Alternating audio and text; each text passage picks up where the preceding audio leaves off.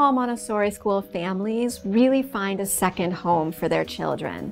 And they come in for their original tours, sometimes pregnant, sometimes carrying a little baby in their arms, and they can see the whole timeline laid out for them. They choose us as a place where their youngest baby can start at 18 months old and continue in the same school environment until they graduate as 14-year-olds.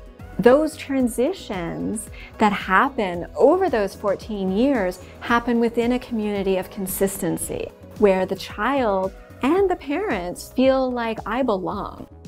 A Mildenhall Montessori School's teacher is somebody who you want to have a cup of coffee with. They're warm and they're knowledgeable and they're passionate about what they do, and they have this intuitive, natural connection with the children that they work with. Montessori education is intentionally designed to make use of children's developmental stages. As children mature, their capability and their capacity to do tasks matures as well. Our classrooms and our guides are both prepared and trained to provide an environment that leads a child through walking to running to skipping to jumping. So apply that to anything in your child's development. We have a particular approach to children.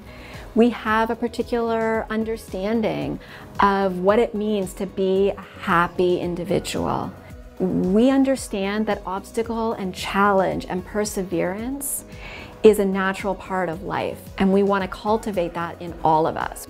In our schools, we talk about being designed for happiness because everything we do is intentional towards having a child who is supported and loved and cared for so much that we are going to help you with these challenges. We're not going to move them out of your way. Design for happiness is an idea that speaks to long-term development over time, that speaks to not just an early childhood development, but human development.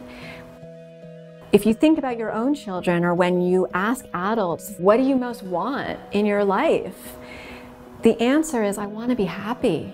You know, joy and happiness is one of the things that our accreditation looks for when they come into our classrooms. So we are accredited by the Canadian Council of Montessori Administrators.